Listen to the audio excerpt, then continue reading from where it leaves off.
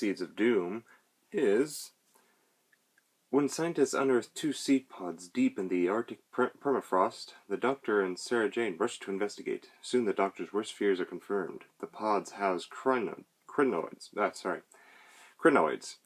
one of the most parasitic and dangerous life forms in the universe. One of the creatures has already infected a scientist, and now a hideous monster is rampaging through the base, intent on total destruction. When the second pod is stolen amidst the escalating carnage, it is transported into the hands of insane botanist Harrison Chase. From his mansion in England, the plant-obsessed Chase will allow the pod to split open. Both the ruthless millionaire and the rapidly growing carnivorous crinoids are intent on infecting and destroying our entire world. Now, this was the Series 13 finale of Doctor Who, and I have to admit, this story wasn't originally supposed to be the finale. This was actually a last-minute story. Originally they had The Hand of Fear to do it, but they had some complications with getting the story written or planned out and stuff like that, so they couldn't do it, and that actually is set up for next season. The next season, season 14, I think they have it like as the third or fourth story, I forget. No, actually it's the second story. But anyway, that'll be for later. So they had to come up with a story right away, and that was this. They came up with this. It was like, oh, what if we had like an ancient, plant that was dug up in Antarctica? I was like, okay, run with that. So they ran with that, and I have to admit, while watching it, it was like I was like, wait a minute, this is the story Who Goes There, which inspired the two film adaptations of The Thing, the original one from the 50s and the John Carpenter version. I was like, this is The Thing. It's Antarctica. Well, at least the first two episodes are. It's Antarctica, it's The Thing. That's what it seems like, and apparently that's one of the unintentional influences. They didn't think they were going for that. And then later, there's a story I never heard of called Day of the Trifoids, which is about killer plants, and that's what the rest of the story, I guess, is kind of like, and I've never heard of that, but they showed clips of the film adaptation from the 80s, and you kind of go, yeah, that's kind of like what the story is, the Day of the Triffids. So they're like, it wasn't intended for that, but that's just how it came out. So yeah, that was kind of interesting, but all in all, I have to admit, it was a good story. I always, being a fan of the Cthulhu mythos, I always like ancient, alien type of things being found and wreaking havoc. So it was pretty cool seeing that type of story. In fact, a lot of Doctor Who stories are very Cthulhu mythos kind of things. The sets were very well made. I have to admit, it was interesting that they disguised a quarry. If you've seen Doctor Who videos before, shows before, they filmed in a lot of quarries. So it was kind of interesting that they disguised a quarry as Antarctica, where they actually put this kind of chemical-based snow everywhere, and to make it look like Antarctica, and blow like fake snow in everybody's face. So it was kind of cool that they made you actually think for a while that they were in Antarctica, except for a couple scenes where the snow didn't quite cover the dirt. So you could kind of see splotches of brown in certain areas. But it was still pretty cool. I liked how they did that. The special effects were actually very good. The visual effects, the model work, the color separation overlay, the blue screen, it was getting better. Everything was getting better with all the visual and special effects. Excuse me. The tension was pretty good. Sorry, excuse me, burping. The tension was very well done, but the humor was pretty good as well to kind of ease the tension up, because there was times when the doctor gets a gun in his face and somebody's asking, "Where's the pod?" And he just goes, "The pod in the garden where Jack, and close to the house where Jack built," or something like that. And you just go, "What's with the random quote?" But it's funny, or so one of the things I like how the Tom Baker's Doctor is how he just does things so alien. And there's one point where he's first being held hostage, and somebody they put their hands up, and the guy with the gun goes, "Turn around." He just does a complete 360.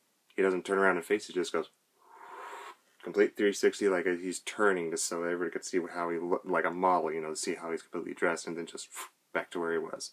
And then the guy holding the gun goes, "Turn and face me." He does that. It was just funny. And you just go, God, this guy's completely alien. He's not human at all. He's just eccentric, and it was just pretty well thought out. And they made some other jokes and references to history and quotes and all that, which were very fitting. Although he mistakes a quote that was actually made by Voltaire. One of the characters says, "Where we speak in money, where money's involved, we speak the same language." And the doctor goes, "Oh, that's Franklin Adams, American comedian." You know, the dates how long the person lived, but that was actually a mistake. But that line is actually given by Voltaire. So they made a goof there, but you kind of can forgive them because they do their history pretty well. There was just one goof. Okay, they screwed up. Move on. But yeah, the humor was good. It made it seem realistic, and it was a nice little tension relief and something to laugh at. Because, you know, Doctor Who is partly a family show, so they had to keep the kids, you know, enjoy it. It's like, you know, this is just a show, you know, it's fun. You know, scary, but fun. I liked the sets. They were beautiful. The locations were also beautiful as well. They actually got to film in this nice estate that's like in the, I think, the north of London. I'm not very too good with the geography of London, but the mansion they filmed at was so beautiful. It was nice, large garden areas, beautiful exterior. To me, it actually looked like Wayne Manor, and it was great. So the other, excuse me. Although the interiors were obviously the studio, you know, filming in studio, so they built all that. But even the stuff they built looked pretty good and actually fit. Made you actually think, oh, this is actually inside the house. Some of the characters were pretty interesting.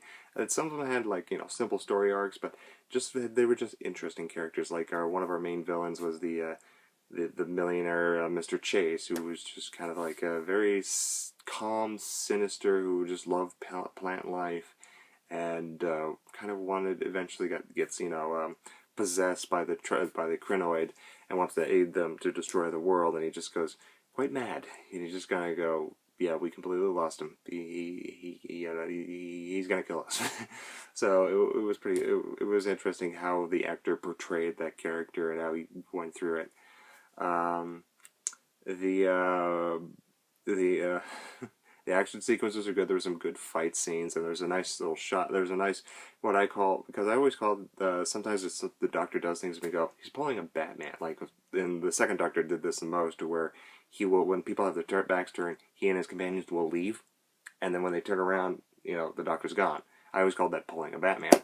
And the fourth Doctor does something similar. He pulls a Batman in a different way, where he's actually looking through the sunroof into this laboratory, and he sees Sarah Jane's in danger. So what does he do? He jumps through the window. He doesn't do it in a gothic dramatic fashion. He just, you know, jumps down and pops up and then fights. And I was like, that was pulling a Batman right there. So I thought that was pretty cool. And actually Tom Baker did that stunt himself. So that was pretty cool, and he enjoyed every minute of that. You could actually tell. The cliffhangers were very well done. It was kind of scary at times. Although when the human gets infected by Krynoid, I kind of felt like that the Krynoid humanoid looked like they pulled out the Claws of Axos, you know, monster out of the storage and just painted it green. To me, that's what it looked like. Although it was a nice nod to the Claws of Axos, an unintentional nod to the Claws of Axos, but that's what it looked like to me. And I'm just like, yeah, they obviously pulled that out of storage. They didn't admit it, they didn't say it, but that's what it looks like. But it was still pretty cool. I liked how the makeup looked on the person that was infected. Like, it slowly would start, like, just on their arms, and then it would just rapidly, whole face and arms and body is covered, and then it just gets larger and larger. I liked how they layered it on. It looked pretty believable, and the blending in looked pretty well done. And then eventually everything is covered, even the eyes are covered, and it actually looked like the suit was actually attached to the person. It didn't look like, obviously, oh, it's a guy in a suit.